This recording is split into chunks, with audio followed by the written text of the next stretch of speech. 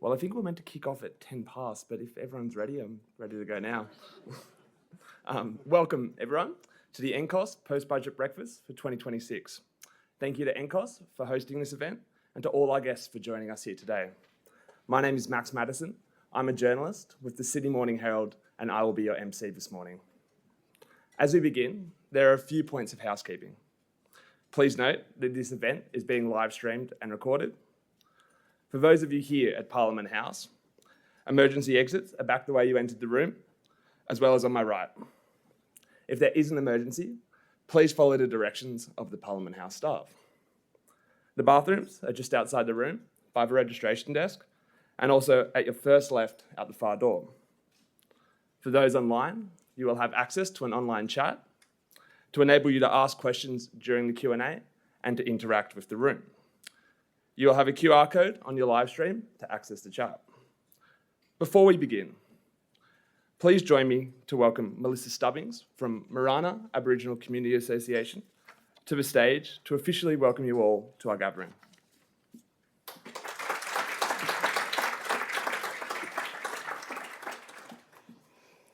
Didrugal Max. Warami Midiga Nyagiara Melissa Stubbings Borobrongal Mali Darrig Dalang Nura. Budrina Dunyola Darrig Nurawa. Welcome, friends. I'm Melissa Stubbings of the Burrabrongal and Mamali clans of the Darug Language Nation, and it's good to see you all here on Darug land today.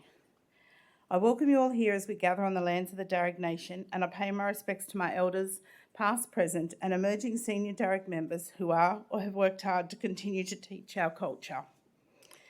The Darug Nation extends to the city and harbour, to Darkinjung and Guringai nations to the north, to Darawal Nation in the south, and Wiradjuri and Gundungurra nations in the west. And it encompasses all the land, waterways and skies in between. This is the land, as we know it, we call it Nura, of my ancestors and family who have cared for and lived on this land for over 65,000 years and continue to do so today. And as Darug people, we have never given, sold or treated the rights to our land, skies or waterways to anyone.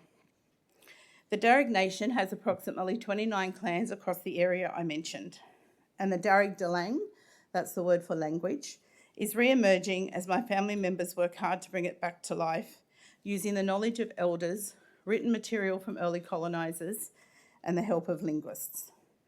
Some are now becoming fluent speakers, which is a true blessing. I am not. I don't think I ever will be, but my hope is that my grandchildren will be. I hope that they learn our language. The language that we learn today is not the same as it was when colonisation occurred, but as all languages, it has evolved and we've had to recreate it, revitalise it, using those materials that I just talked about.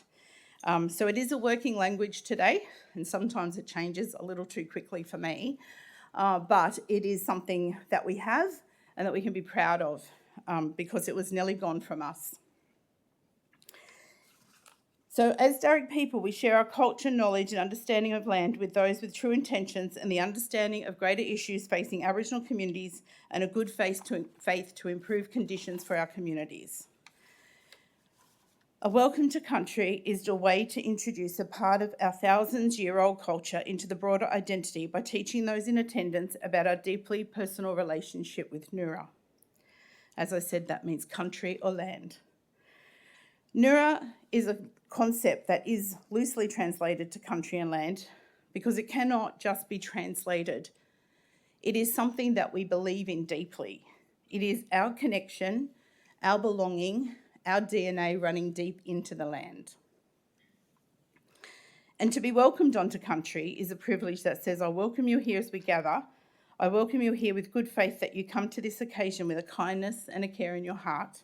And I welcome you here with the understanding that my welcome exists for you to be honourable on my land, the land of my ancestors and family.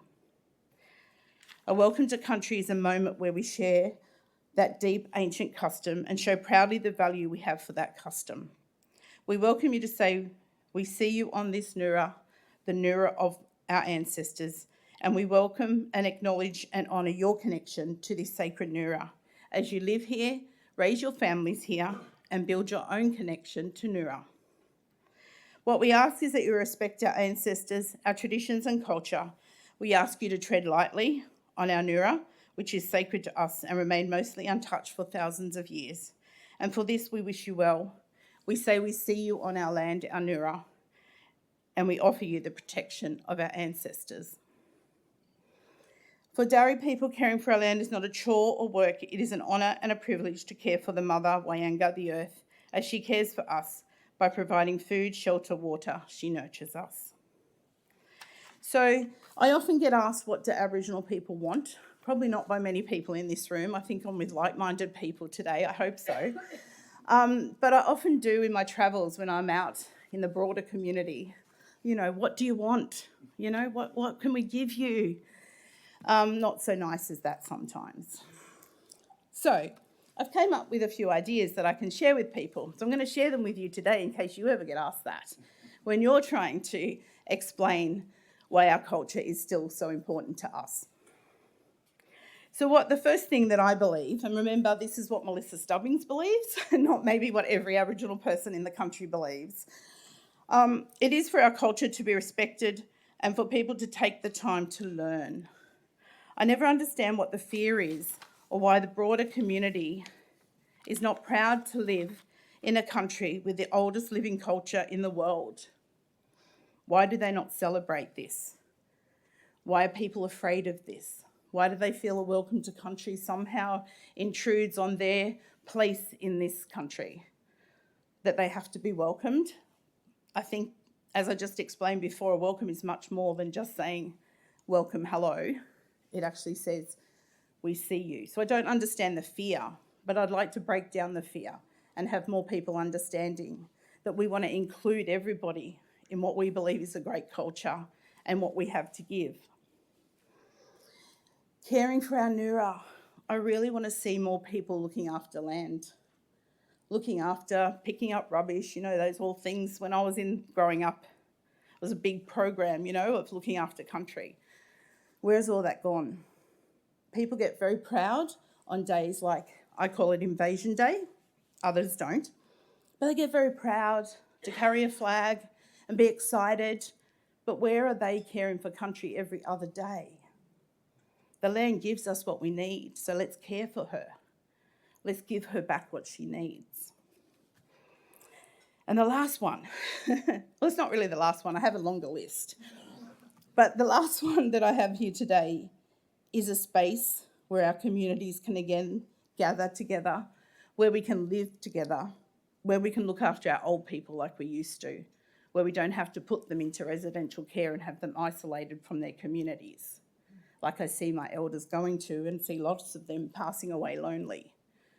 Why can't we have a little bit of land back just to have a community to live together? We don't want it all. We're not getting it all, right? It'd be great to have, right? This beautiful part here. Gadigal country or the Darug Nation, be great to have it back. We're not getting that. We know that.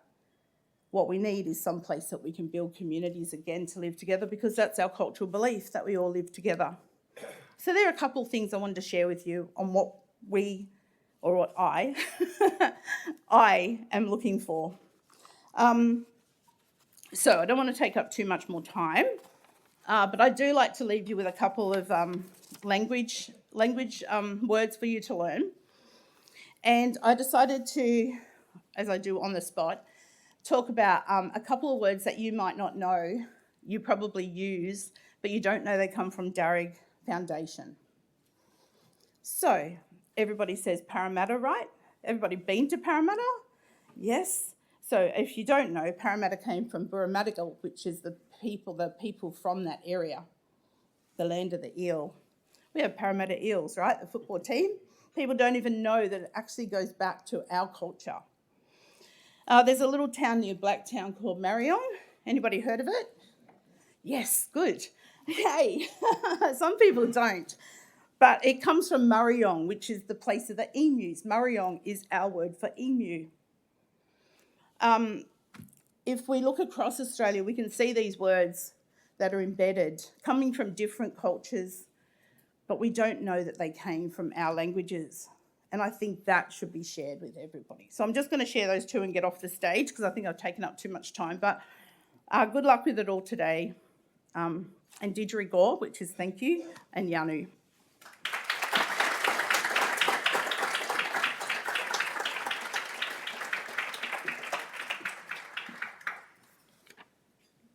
Thank you, Melissa, for such an insightful and connective way to open this event.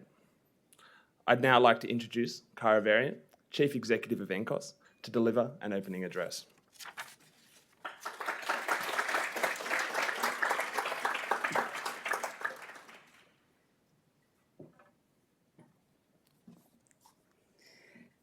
Thank you, Melissa, and for reminding us of the strength and the importance of Aboriginal culture and also the part of that which is language. It's so good to hear that we've got children that are learning that these days. I also want to add my own respects to the traditional custodians of the land in which we gather, to the First Nations people in this room and those people that are joining us online. It's unseasonably warm today. Usually we're all here in our big rugged up coats, but I hope you've had a tea or a coffee before you've sat down and you're ready for a bit of a chat with the treasurers. But you may have also been able to find some centuries old rum still kind of floating about. For those of you that don't know the history of this building, it was originally a general hospital, a passion project by Governor Lachlan Macquarie. But the problem was that he didn't have any money to pay for it. Does that sound familiar? So he struck a deal with a couple of merchants. In exchange for the monopoly of rum importation to the colony, they built Macquarie's Hospital, which then became known as the Rum Hospital. He commissioned Francis Greenway, a former prisoner, to oversee the design of the hospital. And this rehabilitation also gave us iconic public buildings like Hyde Park Barracks and St James Church. The hospital was where Lucy Osborne worked. She trained at Florence Nightingale's School of Nursing and first instigated new practices around preventative care. And in 1842, this place, built as a hospital to care for the sick, became the place where our elected representatives shaped the future of the state. And here we are today in a world with growing inequality and profound challenges for the people of New South Wales. And while these challenges may feel novel to us, I suspect these walls have heard them before. So it is in this place of rehabilitation, healing and imagination that I welcome you this morning. To the NCOSS board, our members, our supporters, the New South Wales parliamentarians and public servants, thank you for being part of what has become a significant event for the sector, where we hear directly from the Treasurer and the Shadow Treasurer, who will share their thoughts shortly. I'd also like to thank our event sponsors, Hester, for being here today. We've got some of the team members here, so I appreciate you could make the time. And to our MC Max, thanks for facilitating this morning. This year's budget comes at an inflection point for New South Wales, buffeted by a global energy crisis of which we have no control. It is driving up our fuel and our food prices, and it's hitting our most vulnerable the hardest. Our members are already feeling the impact of that, with pressures that are unprecedented. And this isn't surprising when you look at our affordability snapshot. You can find them on your tables. It shows us that the intensifying cost of living is fundamentally reshaping who experiences poverty in this state, pulling in working and middle income households who weren't struggling a few years ago.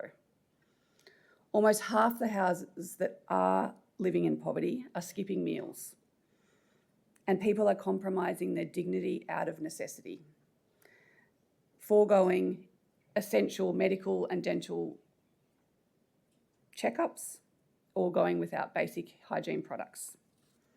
And these conditions put more pressure on governments to respond. A slowing economy is a double bind. It drives up the need for help, just as it shrinks the budget to meet it. And it is fair to say that the budget handed down by the Treasurer last week recognises some of these contradictions. And I want to welcome some specific initiatives. The boost in frontline services to family and domestic violence is welcome.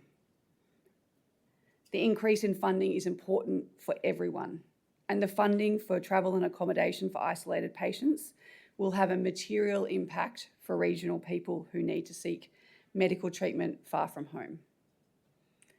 A formal budget commitment for thriving kids gives the sector and those families that are impacted greater confidence in the future. The important work of implementation is still before us. I also want to thank the Treasurer and the Ministers for funding the Fair Work Commission's 4.75% wage increase. This year, New South Wales leads the country with the highest and fairest indexation rate for the community sector in Australia. In the coming months, we want to work with you to implement the SHADS award changes that were also announced by the Fair Work Commission. Sector workers and organisations will need your support to make these changes while also delivering much needed frontline services in these incredibly demanding times. This budget lays the groundwork for deeper investment in people and communities. It shows the government is listening to the community services sector. And as the Treasurer has said, that they value the people who are looking after people. In New South Wales, where the cost of living and housing crisis are most acutely felt, supporting the community is not a cost, it is an investment. The sector and the people of New South Wales want the same thing, for this government to invest more and to put care before crisis, because more than 1 million people in New South Wales now live below the poverty line. It is time to build a mechanism for greater investment in early intervention and prevention. We know that every dollar spent upfront in care saves multiples in dealing with crisis later. We spend more than $1 million a year locking up a young person, while the programs that would keep them out of jail, support them through school, support them in community, and help them into work remain chronically underfunded. We must support community connection and a vibrant multicultural Australia. Yet across the state, neighbourhood centres lack the core funding needed to keep their doors open 5 days a week. There are more than 70,000 households on the social housing waitlist, but social housing and specialist homelessness services are not yet funded to a level that will allow them to meet that rising demand. Significant work is still required to improve the outcomes of the child protection and out-of-home care system. Meaningful action is needed to close the gap more quickly. Additional funding is required for mental health services, alcohol and other drug services, and improved access for regional healthcare if we truly want to build an equitable state. Of course, this is all hard. It all takes money. And to our New South Wales parliamentarians, we are less than 9 months away from an election. And we will be asking more of you in the coming months. We know this is a hard ask. We know that money is tight. And while we may not have rum merchants to underwrite it, the people of this sector and the people of this state will ask you to find a way to fund the services that build a better New South Wales, to put care before crisis. This isn't about individual services or statistics. It's about the people of New South Wales that we serve and that you serve. People born without the advantages that many of us in this room have. People whose lives have taken an unexpected turn. People who have experienced harm or neglect. People who share our humanity. One of those people is the recipient of the inaugural Amir Bodenstein Award, Anna Nagel, who's going to share some of her story with us today. As I welcome Anna to the stage, I want to leave you with one final thought. This building, funded on the proceeds of crime, designed by a freed convict, the workplaces of nurses, doctors, and generations of elected representatives, is exactly the place where those long shut out of power should finally be heard. Let us commit today to invest in the people of this state, with care, with compassion, and yes, with cash.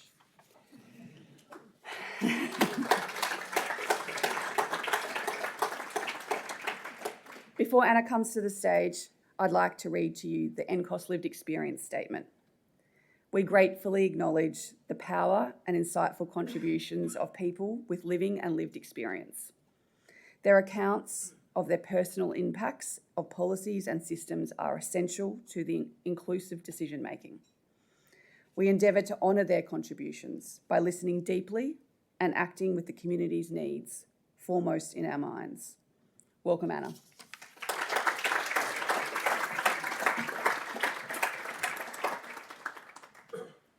Oh, there's water bottles up here.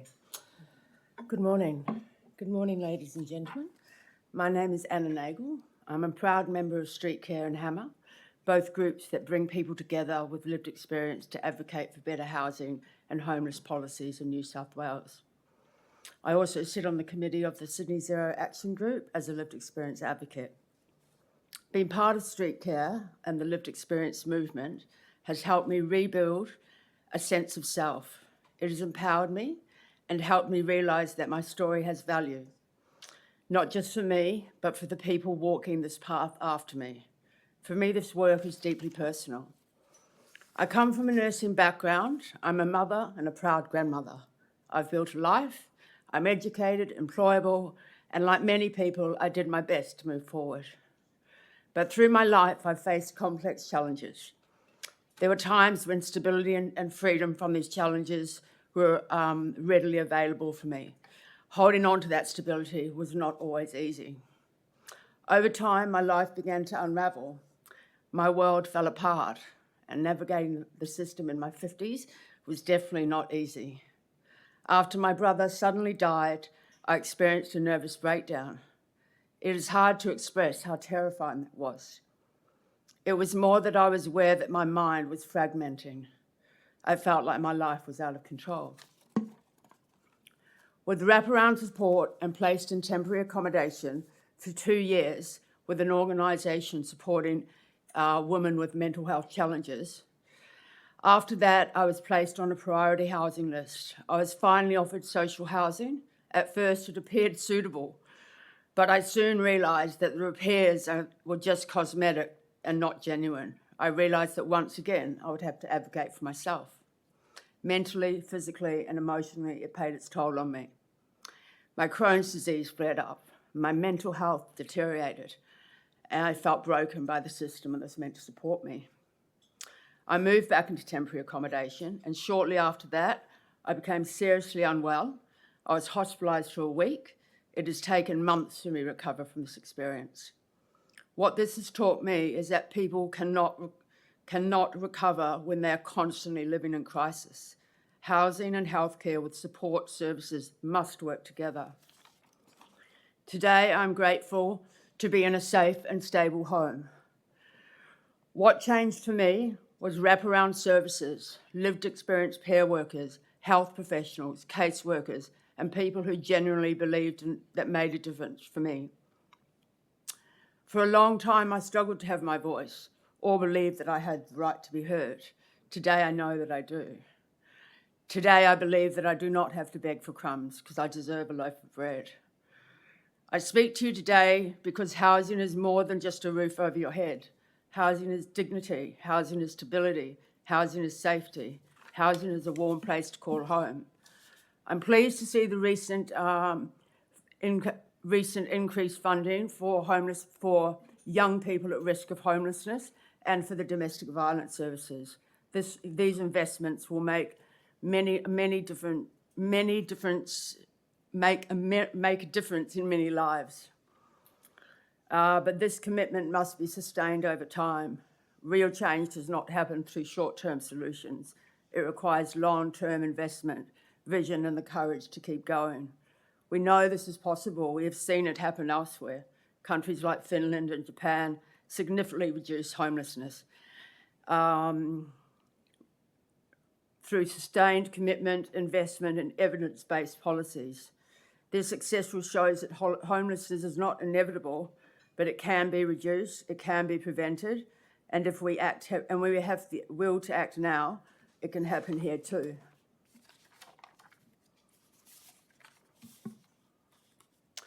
Yet somehow, something that should be a basic human right has increasingly become a privilege. Here in Australia, we're a wealthy country.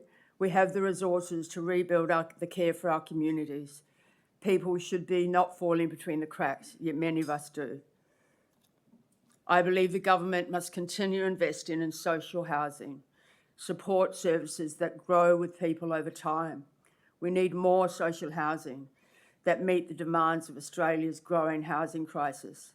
Safe, affordable housing is the foundation that allows people to rebuild their lives. Housing is important, but housing combined with healthcare, wraparound service creates lasting change. It helps people survive, not just survive, but thrive. And like I said, every person deserves safety, dignity, respect, and a place to call home. Thanks.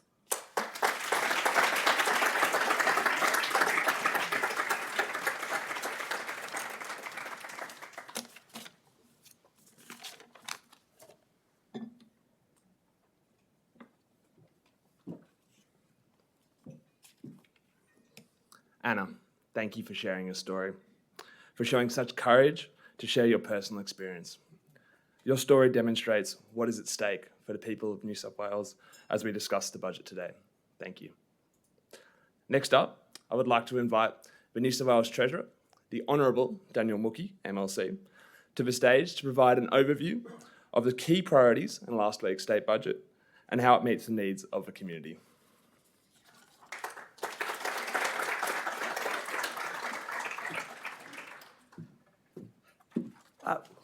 Well, thank you, Max, for by far the nicest introduction you've ever given me.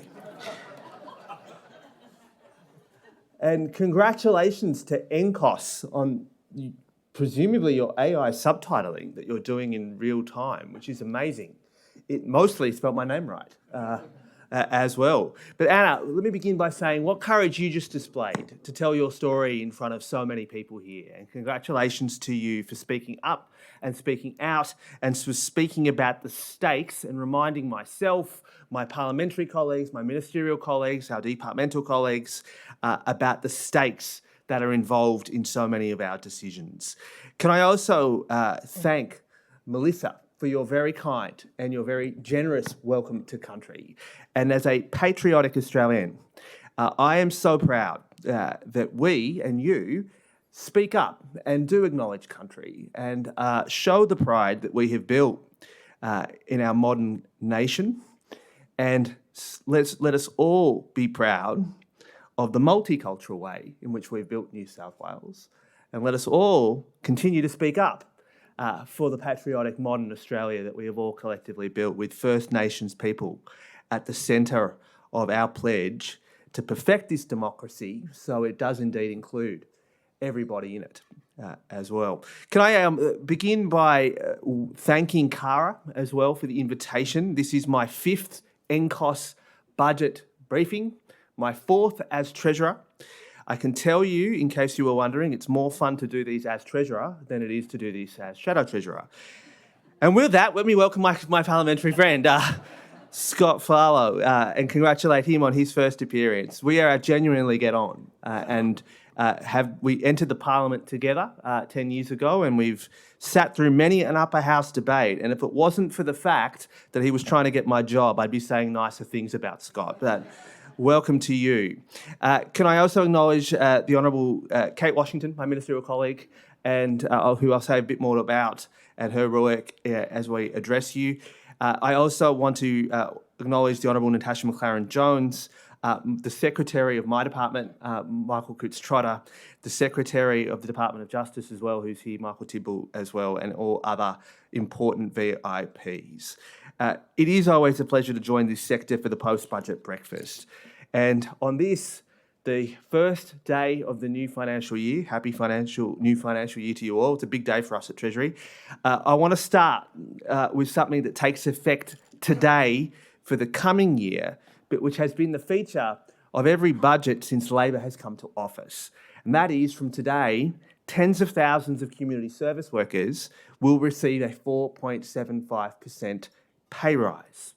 That means crisis accommodation workers, counsellors, social workers, youth workers and legal officers will have a little bit more in their bank accounts.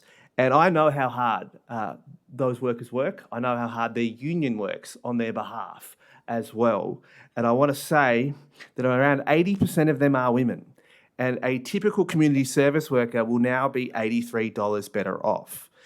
But as a result of the decisions we made in our last 3 budgets, their wages are now $290 per week higher in total. And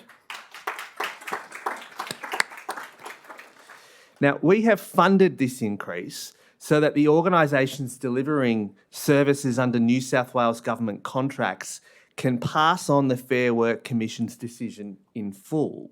And they can do so without having to come cap in hand each year to me, having to ask for it.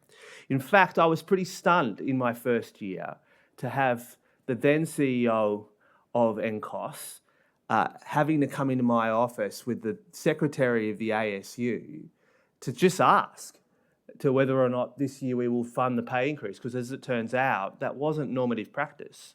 And I still find that stunning, that each year, every year, that was the routine practice for this sector to know. And I was stunned that it would take up to months for you to have the certainty you need to be able to follow the law for the workers you employ who work so hard.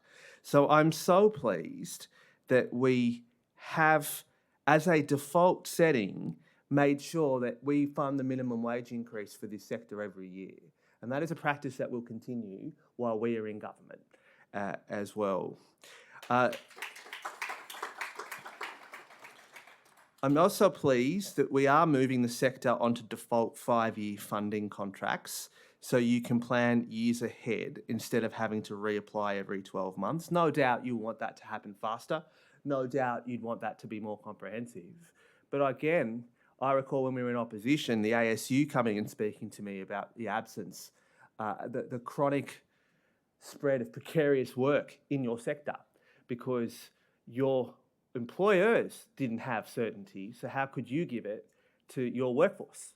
And whilst we have more work to do there, the fact that we are moving on to 5-year funding contracts isn't just a better way to give you certainty, it's a better way to care for community because it allows people to build careers, it allows this sector to retain expertise, it allows this sector to think longer term and to think strategically. And whilst Cara is quite right to say we've got work to do to build an early intervention and prevention strategy. You can't do that unless there's at least a base level of stability in the sector and we stop pretending that every 12 months we may or may not renew a lot of your contracts.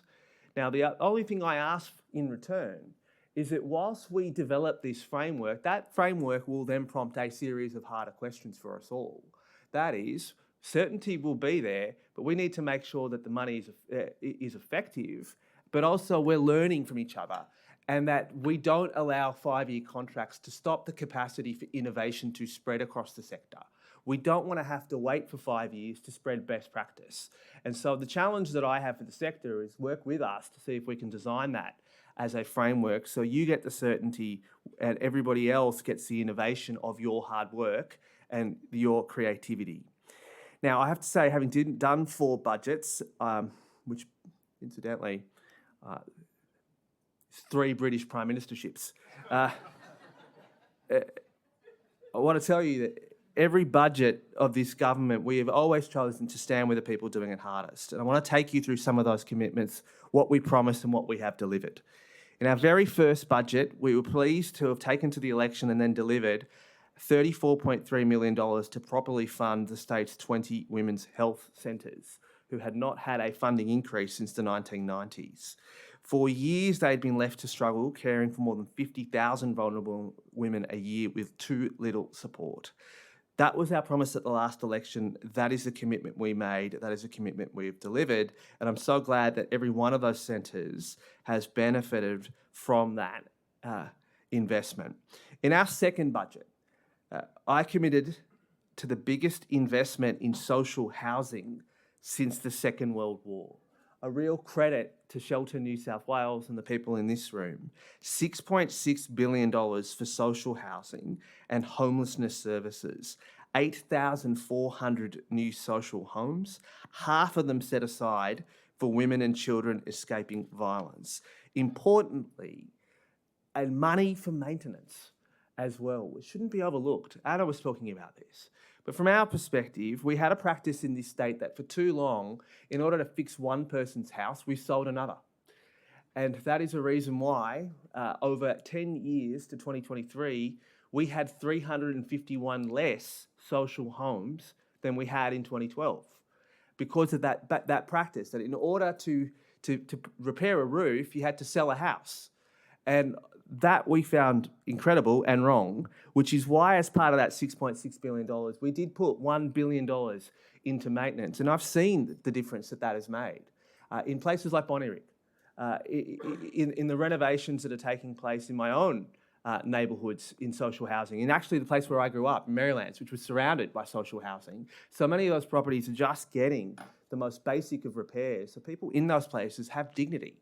And whilst it's not perfect, and whilst we have more work to do, we shouldn't forget that we've made a lot of progress here. And it's a credit to the advocates in this room who put this on the agenda. And it's up to you to obviously keep it on the agenda. And when it comes to doing more on social housing, we certainly do not fear the scrutiny you will apply to us. And we look forward, having delivered the biggest investment since the Second World War, to being able to talk more about what we could do if we have the opportunity to form a government in 9 months' time. In our third budget, we committed $1.2 billion to rebuild a child protection system that was neglected for decades. The largest increase to the foster care allowance in 20 years, lifting it by 20%, and a guarantee that no child in the care of the state would sleep in a motel room. Credit to the work of the department, credit to the work of this sector, credit to the work of the minister. But we did have unqualified, untrained people hired out of labour hire firms caring for kids in motels. And we set a challenge to this sector to help us fix that. And we're glad that we've been able to begin a lot of the hard work that's required to look after the state's most vulnerable children. In this budget, we have stood with women and children living with domestic and family violence. And this year, with more people seeking help than ever before, we were able to deliver the biggest increase in funding for frontline domestic violence prevention services in New South Wales history, $184.1 million lift. A real credit to Domestic Violence New South Wales, who are in the room, for your years and years and years of advocacy on this. And I'm so pleased that we were able to work with you to provide this level of funding certainty as we continue to work with you about making sure that we rise to the crisis that the state is experiencing. We made every one of those commitments while repairing the budget. And no doubt over the next 9 months, we'll be having a debate about the right way in which to provide additional investment in social services, to fix a housing crisis, to balance a budget. And I know that the other side of politics will set out their ideas, but I want to be very clear about one thing. Already we have seen talks, not just talks, but commitments to what is described as an efficiency dividend to pay for a tax cut for payroll tax. And I'm never going to begrudge people who want to pay less from payroll tax, but I am certainly going to be asking a lot of hard questions about what exactly is the efficiency dividend that our opponents seek to introduce in New South Wales, because we lived that experience for 12 years too. And I think it's fine and easy for people to say that they're capable of cutting the taxes and paying for it by cutting down on waste. But I think we know what that means in this sector because we lived it. And I don't know how you can ask services in this room to give me more money back for the con fund as part of an efficiency dividend. And so so we will be having this debate over the next 9 months because the stakes are high. I also note that last week I wasn't the only person giving a budget. And our good friends in Queensland were doing the same. And I also heard and saw some of what NCOSS, your counterpart in that state, had to say about the budget that was delivered there. And whilst I'm not here to pass judgment on the decisions of the Queensland government, I certainly can say that in Queensland there is now a campaign underway to restore funding for homelessness and frontline services as a result of last week's budget up there.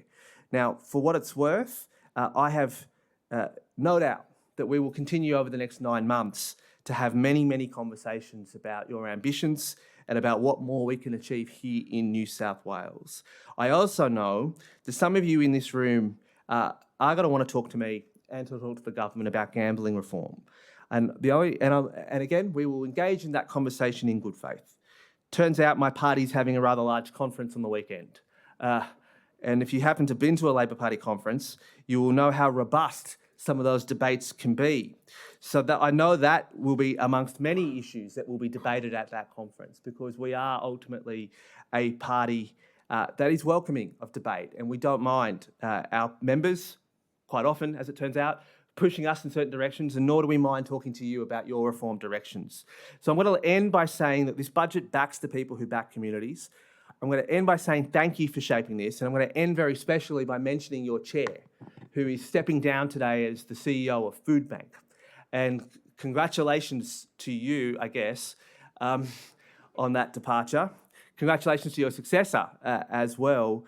I am a bit fearful that John Robertson, with more time on his hand, is usually more expensive for me. So thank you very much for seeing me at your 4th budget breakfast. I'm looking forward to getting into the discussions with you all.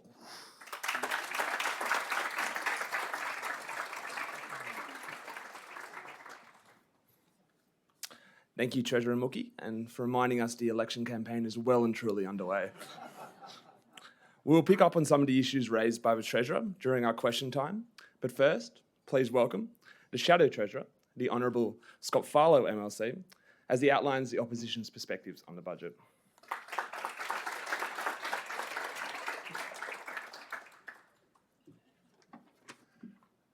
Thank you very much, Max. I'm used to Max being here at the podium when we have the press gallery Christmas party, and I'm glad that Max has left his jokes at home from those events. Lockie too.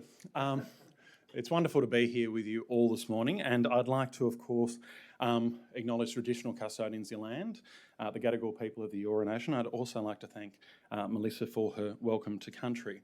I'd also like to thank Anna for her very moving story of lived experience, and really a tale of how government and all the community sector need to work together, because there are multidisciplinary problems that our community faces and that our government faces and that our individuals in our society face. And you all in this room, while you may have your own lanes that you may drive in, you all come together to be able to deliver services for the people of New South Wales, and I'm appreciative of it, as are the opposition.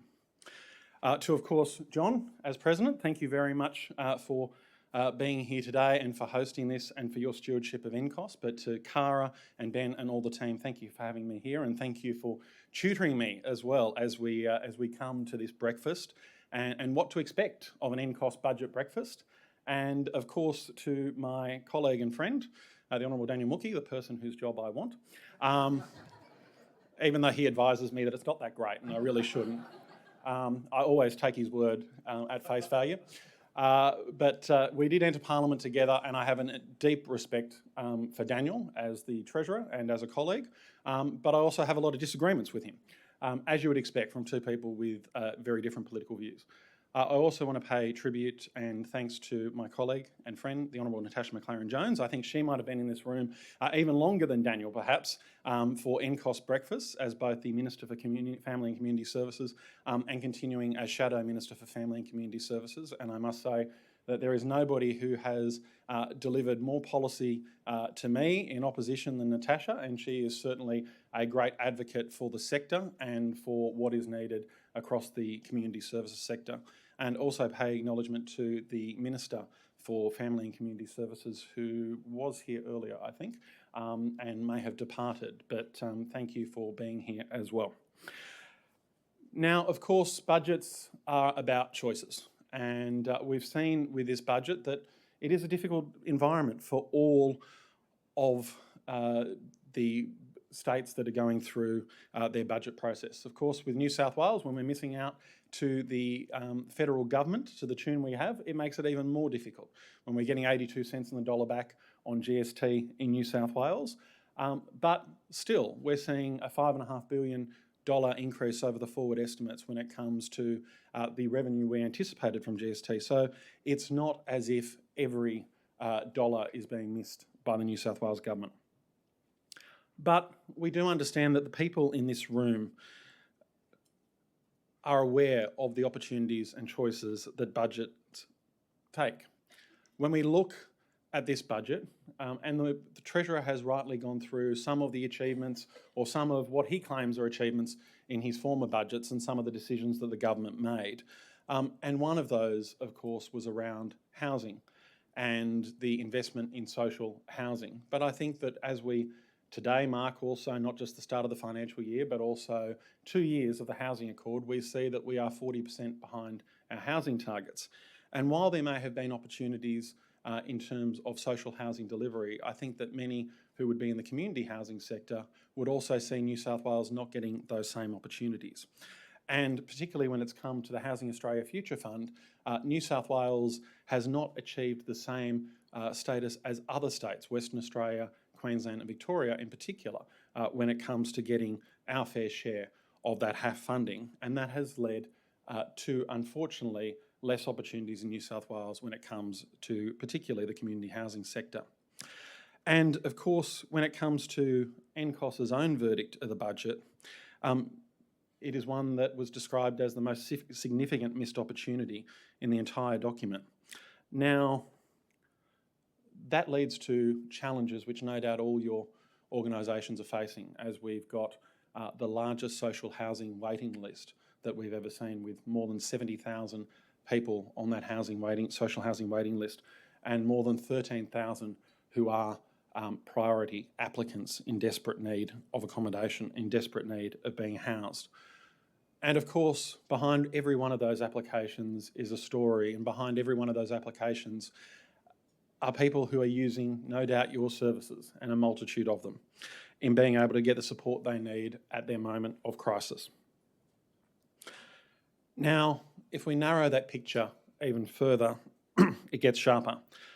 We see that vacancy rates for caseworkers remain high. We see, while we welcome the increase in terms of the payments for foster carers, that we are seeing them leave the system in growing numbers, and hopefully that investment in the budget will start to arrest that. But people, of course, do not take on the challenge of foster caring for the money, but being able to support them indeed helps. And it is, of course, supporting the state as well, and supporting our children and our future, and being able to turn lives around in what are very difficult circumstances. We've, of course, seen stories in recent months where children at danger, children at risk, are not being supported quickly enough and not being seen quickly enough. And once again, we have not seen an increase in the funding for child protection in this budget. The opposition, of course, welcomes the increases in this budget for IPTAS, which we think is fundamentally important in being able to get people from regional communities to the care that they need. But while we spend a lot of time talking about preventative measures, I know there's organisations in this room in preventative health as well who have not received that funding. In fact, a day after the budget, I saw an appeal from one of those organisations who had lost their funding, looking to be able to continue on to this day for making up that government funding by the end of the financial year. So while it is important to reorientate funding to prevention, it is not always occurring, and I'm sure there'd be stories in this room of that as well. One of the challenges we face, and I think that Cara mentioned as well, is in terms of our slowing economy. And we in the Coalition want to ensure that there is an economic growth plan as well, because with an economic growth plan and getting our economy moving again, we can start to provide more for services across New South Wales and for the people of New South Wales. Because I think, as you have all seen, as we've had our population grow in New South Wales, there's increased demand for services. There's increased demand on the budget and on the government, and our economy has not kept up with that growth in our population. And that's meant that we haven't been able to supply as much as has been needed by the sector and by services like the ones you represent today. Now, on that point, we may not have the Rum Hospital here operating, but I'm pleased to announce to all of you that I received an email yesterday that the Parliamentary Friends of Distilling is starting up. So I don't know, there might be some opportunities from revenue raising there if we get the Parliamentary Friends of Distilling onto the rum production as well. But let's not put our eggs in the rum basket now. When we see what this government is good at, I would perhaps criticise that they are very good at making re-announcements. We've seen in this budget as well that there have been announcements of free working with children checks for volunteers. That's been presented as a cost of living win, but we know that when it comes to these free working with children checks, that they've existed for a long time. And one of the challenges we saw in budgets, I think 2 budgets ago, were an increase in the cost of working with children checks for those who actually needed them as part of their paid employment, which just seemed at the time to be a mean and unnecessary increase. We also see that the $47.6 million for intensive therapeutic care asset strategy, the same program was funded last year, then at $49.2 million. So in effect, we're not actually seeing any increase in that area. And when we've seen the $4 million that's been provided for the Ageing and Disability Commission, it is a re-announcement of the Council of Ageing that the Council of Ageing did not necessarily welcome. And much of what this budget claims credit for is built on an architecture developed from the coalition in government as well. We do strongly welcome and embrace the funding for domestic violence services across New South Wales. And of course that has been built on some of the work that we did when it came to domestic and family violence services in government as well, the creation of a Minister for the Prevention of Domestic and Family Violence, and something that continues very powerfully through the Honourable Natasha McLaren-Jones in the opposition as well as a shadow minister. And the extension of the 3-year-old fee relief in long daycare runs through the Coalition's own fund. And this is a government that is very good putting a new ribbon on the projects that they can cut, but not necessarily on developing new projects. So with that being said, this is of course a pre-election NCOSS budget breakfast. So it has perhaps a little different theme to what you may have seen in the past, where oppositions can come along and can criticise and say, you know, lo and behold, we would do everything differently and everything would be funded. But I face now many of the challenges that the Honourable Daniel Mookhey faces, in that I have to go away and balance the books and provide to the PBO our budget costings and our budget impact statement. And so as we proceed over the next few months, we will certainly be looking at all of the suggestions that NCOSS and all of your agencies bring forward, and we will be looking at how we can fund those, how we can find the fat, so to speak, in the budget, how we can find efficiencies to be able to provide more services to the people of New South Wales. But we, and I'll be honest with people in this room, we will also be looking at how we can get our economy growing so that we can get New South Wales moving again. We'll be looking at how we can remove the impost of taxation, and we'll be looking at how we can provide cost of living relief, which is more permanent rather than temporary, as we move forward to the next election as well. So I want to thank you all for allowing me to share this platform, for this being my first NCOSS budget breakfast, and I hope it will not be my last, and I hope that next time round I will be providing the address the Honourable Daniel Mookhey did provide and giving me a year off. Thank you very much.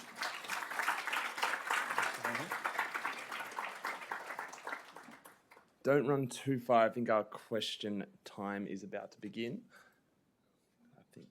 Thank you very much. I will note the Treasurer has stolen my phone, which I assume is a way of ensuring he gets asked all the easy questions today. So, thank you. Thank you for thank you. Great.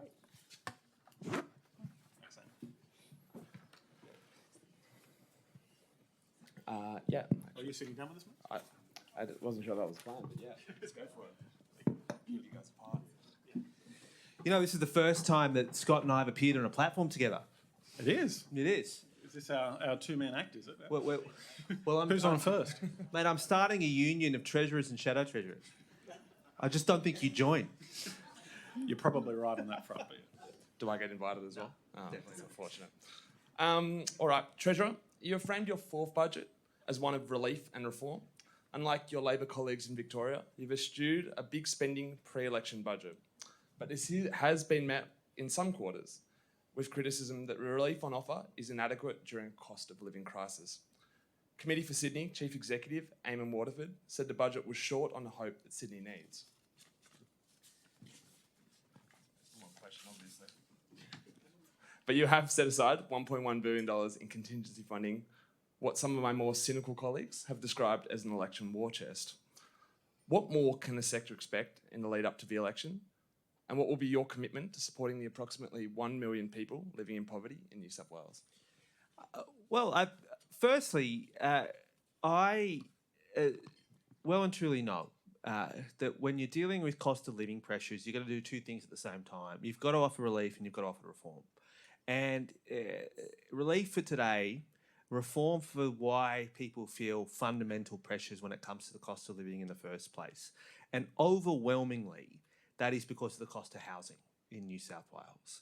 So whilst budgets are important documents at a point in time, they're not the end of a reform agenda. They are, and particularly when it comes to housing, when it comes to this government, certainly not the end of our reform agenda. We have already delivered the biggest increase in social and community housing since the Second World War, as I mentioned. I could talk more about the planning reforms that this government delivered, the biggest shake-up to planning laws, so vitally important to getting more homes built with the support of the opposition. And I should acknowledge Scott and the role he played as Shadow Planning Minister when we eventually got there. So we'll continue to keep talking about that. I did see Eamon's comments. I think he's wrong. I know that Eamon has his certain priorities, but from our perspective, we are really pleased that the budget that we delivered meets the moment. Because the other part in all this is that the easiest thing for me to do, and frankly the easiest thing for Scott to do, would be to spend a lot of money. But you've got to be very careful at a time of high inflation that you don't make inflationary pressures worse. And I'm acutely conscious of that because here in New South Wales, higher interest rates puts more people into poverty. And we know this, that as we've seen the RBA increase interest rates, the people who do it the worst are people who are not actually wage earners. They're people who otherwise rely on social benefit and social transfer. When prices are rising far faster than their income support, it's a real problem. So one of the best things we can do to prevent more people going into poverty is to do what we can to get inflation out of the New South Wales economy. As a Labor politician, I know that inflation robs workers of the purchasing power of their wage. And so from my perspective as a Labor treasurer, I understand full well my responsibility to make sure that what someone earns means that they have power when they can spend. And that's why I'm unapologetic about being disciplined with our spending. We have delivered expense growth of 3.6% over the last 3 years. There's no doubt that that's been hard and it's involved many, many hard decisions. But we've done that. At the same time, we've delivered workers in this sector, pay rises, as I just mentioned, but also making sure that a hospital cleaner, that a nurse, that a teacher, that a paramedic and a police officer also got record pay increases during a cost of living crisis. I know the Committee of Sydney might not be 100% thinking that that's a vision, but I can tell you this, if you happen to be one of those people who got that pay increase, that makes a big difference. Scott, some of your criticisms of this budget have been that the relief on offer is only temporary. You just reiterated it in your speech before, saying that you'll be looking to make any relief more permanent. Can you just extrapolate on what that means and what any support would look like if you guys were to form government? Well, look, we welcome some of the relief initiatives of the government that have met the moment effectively. The $100 rego rebate was something that we were advocating for as well, and is something that we believe at the moment, in terms of a cost of living crisis, particularly where we're seeing fuel excise about to be tapered and then returning, that it is something that will help motorists across New South Wales and help families trying to balance their budgets at this time. But when you're looking at taxation, particularly in New South Wales increasing, and when you're looking at that burden across the economy and across families increasing, there needs to be some more permanent measures that are in place. We've also advocated that we bring back the regional seniors travel card. We've seen that some families across New South Wales, I should say probably most families across New South Wales, have lost access to things like active and creative kits. Now, I'm not going to make any announcements on things like that today, but there's certainly things that we will be looking at, again, as we get closer to an election, as to what the coalition can potentially do in reinstating programs that had a real impact on family budgets across New South Wales in a permanent sense, and also provided a social good. We'll also be looking at what we can do, and I think Daniel is right on this front, that governments have to be very careful in terms of how we spend money, because we don't want to pay to rob Peter to pay Paul. And effectively, when it comes to the way that the RBA has looked at a lot of the spending programs, not just of the federal government, but of the state government as well, they have, and state governments, I should say, across Australia, they have taken that into consideration in terms of the inflationary impact they've had on the economy and what they've done to increase aggregate demand. So I think governments need to be responsible, but governments also need to be mindful of those who need it most in our community, and we'll be looking at some of those policies going forward. Thank you. I'd now like to open the discussion up to the audience. For those in the room, please raise your hand for a microphone. Introduce yourself and tell us where you're from, and please be sure to speak clearly into the microphone. Gentleman over here. So there is a microphone floating around somewhere. Question here. Sorry, we'll start here and then we'll move your way over. Yeah. Good morning, Chris Keys from the Network of Alcohol and Drug Agencies. Treasurer, the government held a drug summit 18 months ago that failed to deliver the investment and reform, despite clear evidence and priorities being presented. Since that time, we continue to see rising demand, with now more than 100,000 people across the state wanting help for their alcohol and drug use and unable to get it. Now, this budget too has failed to deliver critical investment to the sector, and we at NADA had called for a staged funding increase to NGO services over 5 years to strengthen the sector. What message do you have for our members who are working on the front line, carrying the load of rising demand, 6-month-long wait lists, and supporting people with increasingly complex needs? Because, of course, people who use alcohol and drugs don't come just with alcohol and drug use support needs. In the absence of additional resources, what is the message to them? Yeah, no, for the message to your members and the message to your workforce is we respect very much the work that you do. I think we had the opportunity to tour one of the sites earlier this year with the former Deputy Premier, Carmel Tebbit, and I saw firsthand the big difference that you're making. So, as I said at the time, our work with you will continue. I'm first to acknowledge that the sector is always going to ask and push both of us for more, and that's fine. I'm not perturbed by that. But when it comes to the drug summit, I would just point out the government has introduced legislation right now that is actually quite controversial to allow people who are on medical cannabis to drive. And so I don't necessarily agree with you when you say the government's done it and has done nothing. That's not fair. And I feel as though we are in the midst of it in our parliament having a big debate about one of the big recommendations out of that summit, and once more demonstrating that the government will work through pragmatically with people's concerns to see if we can modernise these frameworks to match the conditions that people now live with. And that doesn't mean that we're not going to continue to work with you on your campaign for a funding increase. And as I think I would say, having now come to this 4 times as Treasurer, I think we have demonstrated that whilst we might not solve every problem in every budget we look to make progress. And we don't see the work as ever being done in one budget, and so we'll continue to work with you, and that's the message I'd like you to carry forth to your members. Thank you. Scott, unless you want to... Look, I'll just say in terms of the drug summit, I think that there's a reasonable expectation from the sector that perhaps it was somewhat of a talk fest. Now, I think the government went through with perhaps an expectation management problem, or maybe a political management problem when it came to the Drug Summit and its involvement in the Drug Summit, that it was to potentially address some of the political issues rather than actually address some of the policy issues. Now, Daniel talks about the changes when it comes to medicinal cannabis and driving. Now, I've got to say, while we have a level of bipartisanship, which we did on planning, it's certainly something we won't be extending to that legislation, because we see that there are many challenges when it comes to that, and they have been backed up by health professionals as well. So I think that for some of your services across this room, that those changes could actually create more problems as well. Next question. This gentleman over here. Jeff Turnbull from Counterpoint Community Services, based in Waterloo.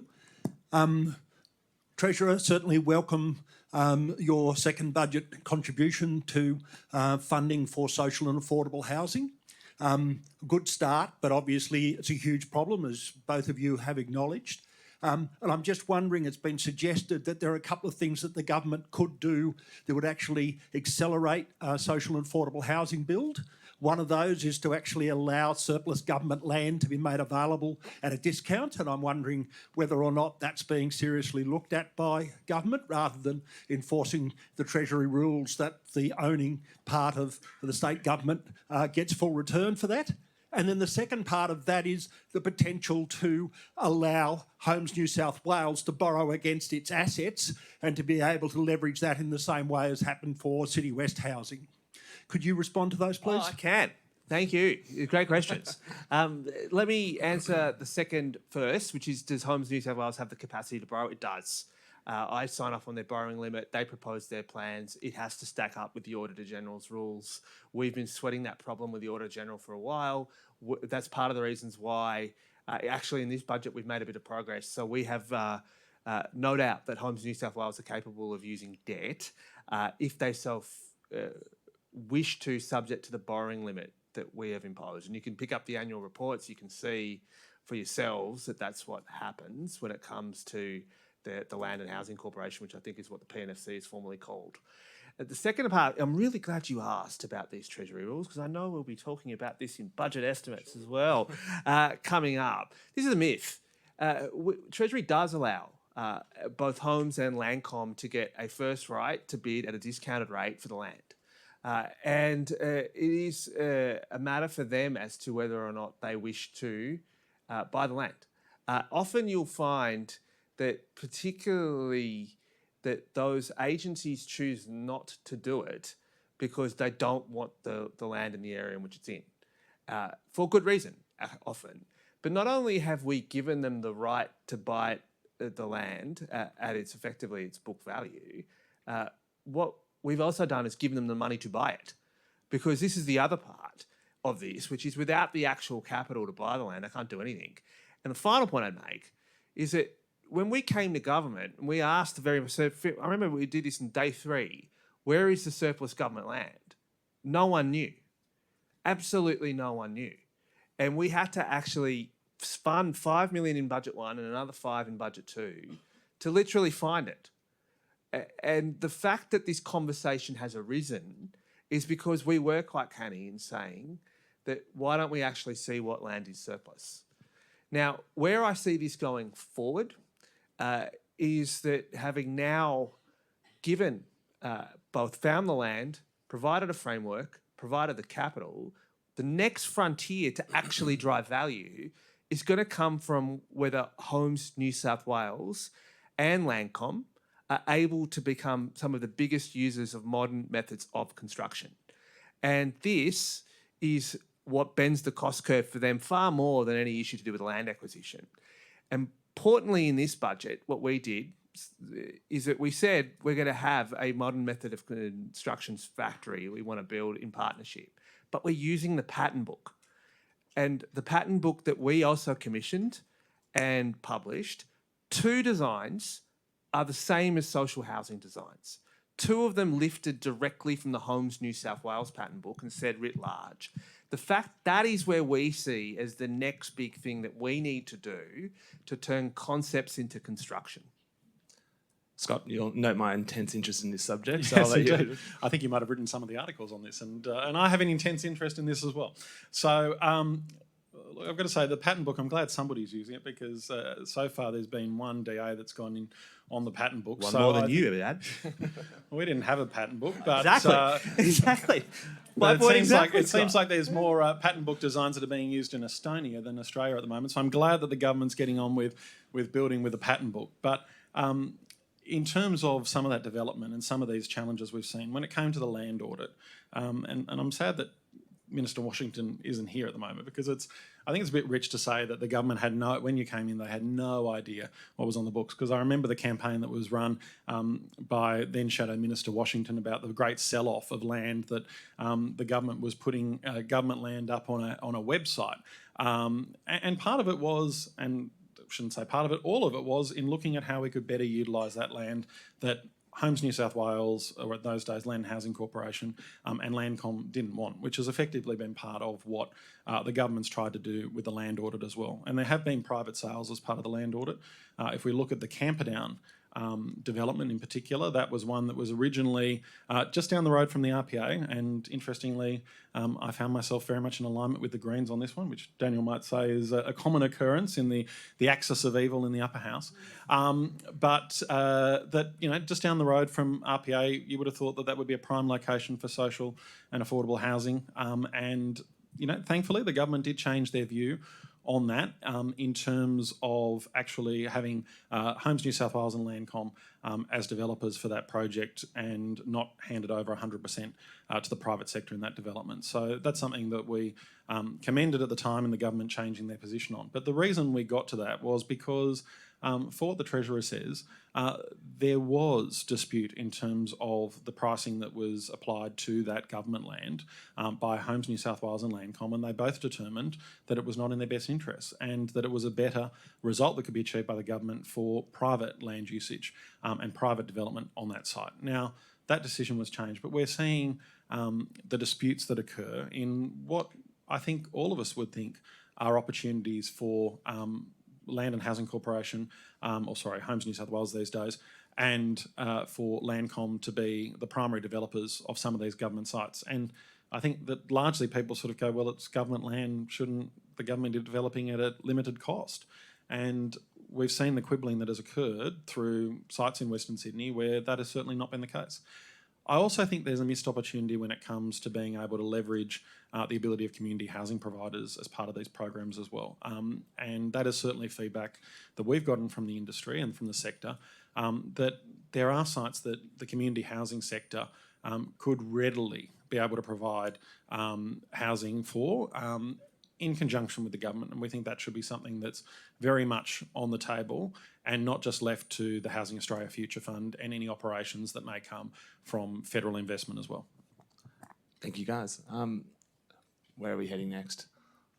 Yep, there we are.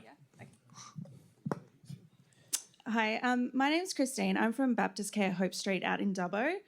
The budget included an additional $39 million for temporary accommodation. Dubbo has one specialist homelessness service, a closed boarding house, and no temporary accommodation in our surrounding townships.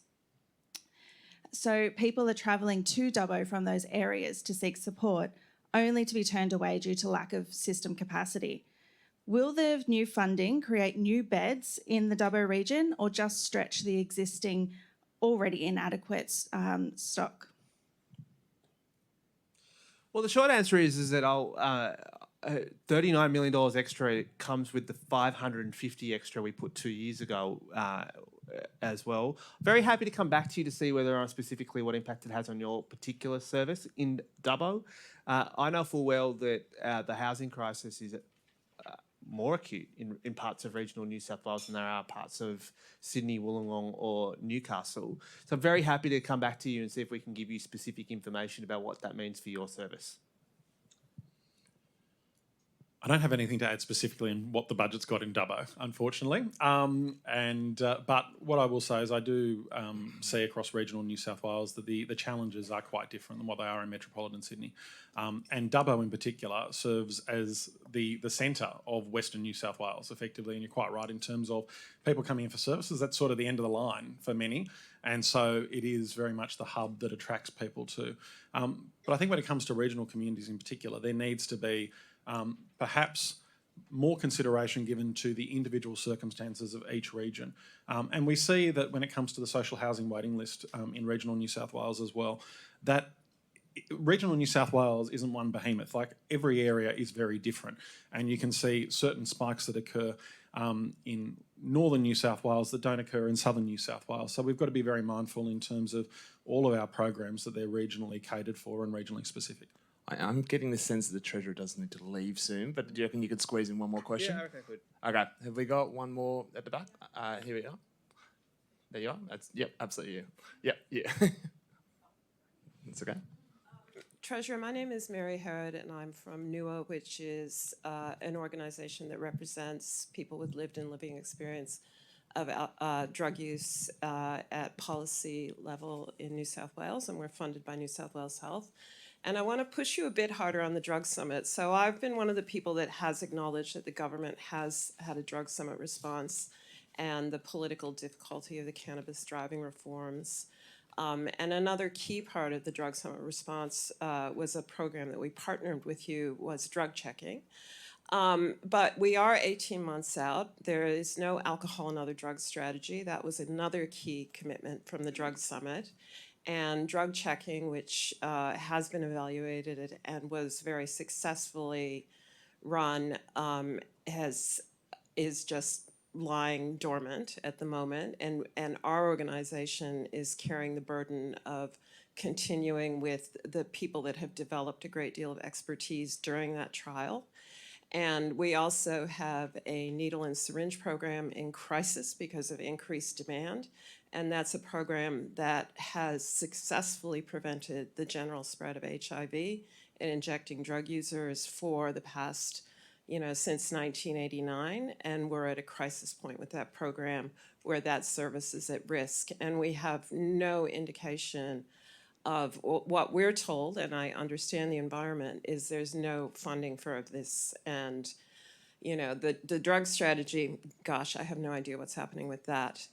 And, I'm one of the people with lived experience that got up and spoke at that summit in front of, 1,000 people or whatever it was, and represent the other many people with lived experience who have contributed to not only Drug Summit, but a number of previous inquiries, including the ICE inquiry. And my question is about, what do you tell the people, not the services, but the people who are still waiting for a strategy? We're still waiting for a response. We're waiting for, a harm reduction in terms of what is becoming increasingly a dangerous drug supply, where we have cocaine adulterated with heroin and fentanyl. And how do we keep ourselves safe? How do we keep our families safe when the harm reduction and those programs essentially don't seem to get a look in? Well, thank you again, and I respect very much you telling your story here and you telling your story at the Drug Summit. I'm very understanding here of perhaps the impatience that you're expressing with the government on this issue. For what it's worth, we are, as you rightly referenced, we're in the midst of quite the debate in Parliament about actually a marquee move towards recognising changes in the way in which drugs are consumed for medicinal purposes.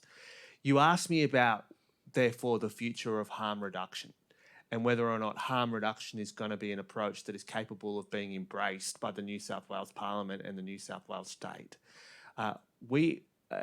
In large part, I have to tell you the truth, that a lot of that does turn on how we are able to persuade Parliament or not to be able to modernise issues to do with medicinal cannabis. Because whilst I respect the fact that there are people who use other drugs and need assistance there, our capacity to carry community does turn on us being able to persuade people to have confidence in the strategies that have come out of that drug summit. And the first one that we are obviously putting a lot of effort to the wheel to carry community opinion on in a way which is not bipartisan and is not agreed, is that. And we're making a really simple argument that we have now more than 1 million people in Australia that are prescribed cannabis, and that we need to modernise our drug laws and our road laws to simply accommodate that change in fact. And that is proving quite genuinely to be quite an issue of controversy in the Parliament. And I don't want to belabor you with the points around the political complexity around these changes, but I have to be upfront and honest with you, they are there. And from our perspective, we will continue to approach that debate with the respect that everybody in that debate deserves on what is a controversial change. When it comes to the specifics of the specific drug strategy that you reference, I'm very happy to find out if I have more information to you about where we're up to in terms of that. It's not right to say that it's fallen by the wayside, it hasn't. We are looking at a series of staged responses. I know that, again, I think the Shadow Treasurer attributed this to a form of a political management on behalf of the government. But the first thing I'd say is it took a change of government to have a drug summit.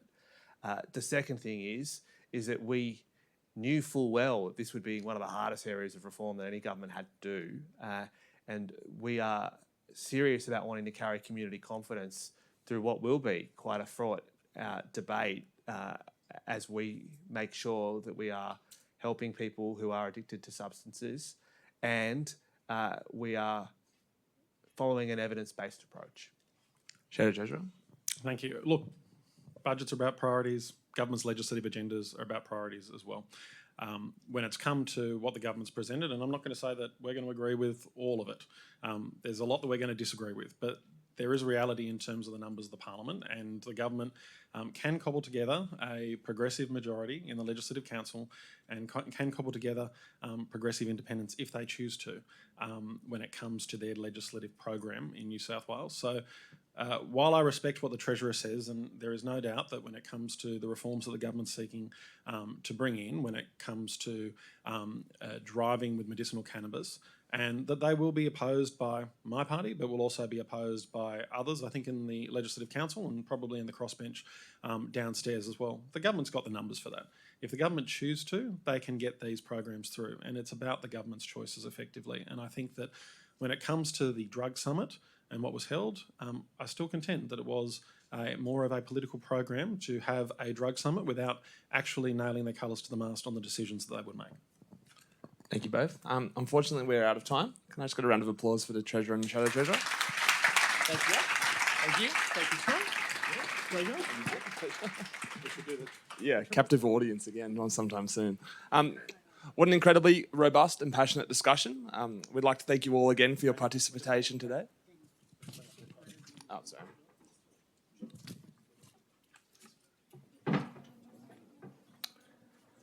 To round out the event, we'll now hear from John Robertson, the President of the new NCOSS Board of Directors.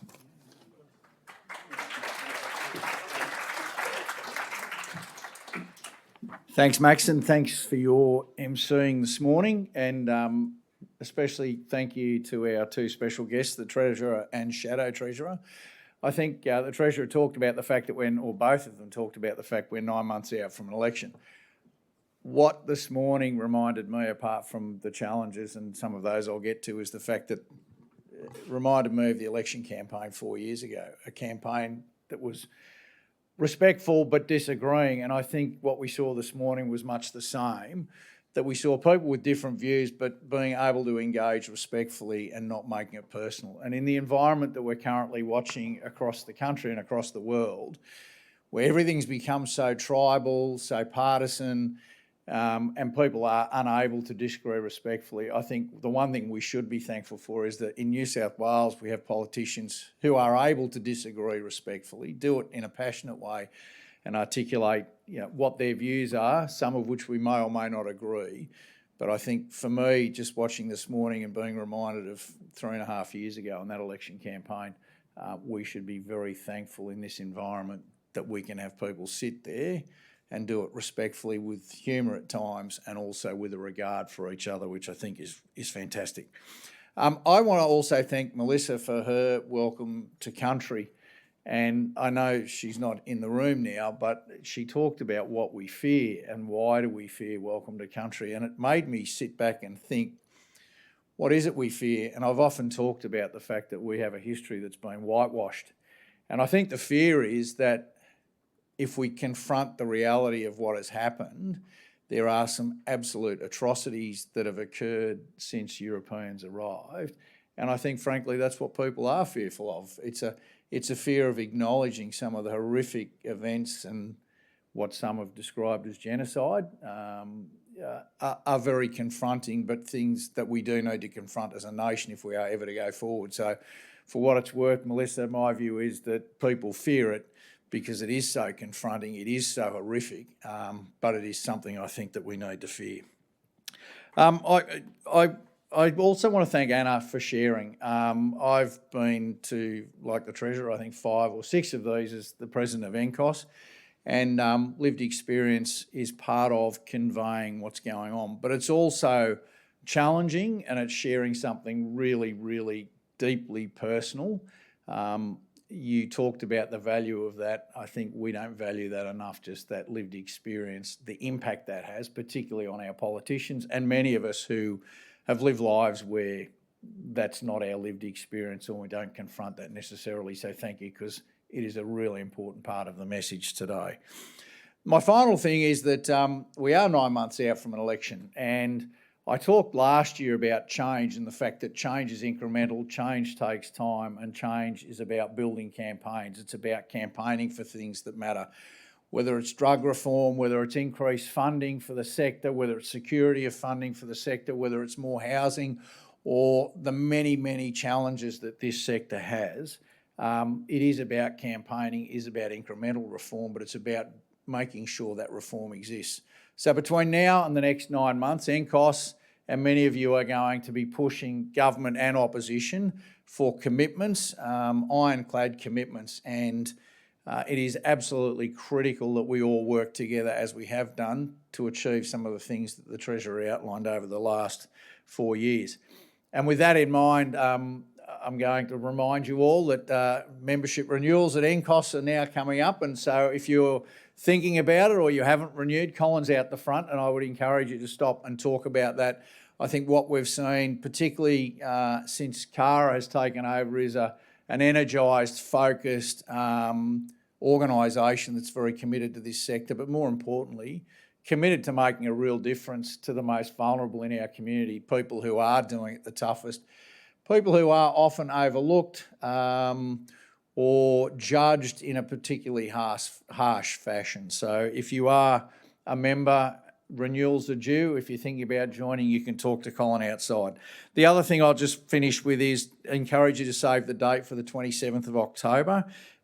This will be NCOSS's second Sector Excellence Awards. We had them last year and we will do them again this year in October. I think it's really important that we do recognise the hard work, the efforts, and acknowledge people in this sector who do so much, and a bit trite to say unsung heroes, but people who are really out there on the front line doing the work. And also just one final thing, there's a QR code. If you can scan that on your way out and give us some feedback on how you thought the event went and if there are other improvements. Please enjoy the rest of the morning. There will be food outside. I encourage you to talk to colleagues, share your thoughts and those sorts of things, and I certainly hope you have a great day. Thank you.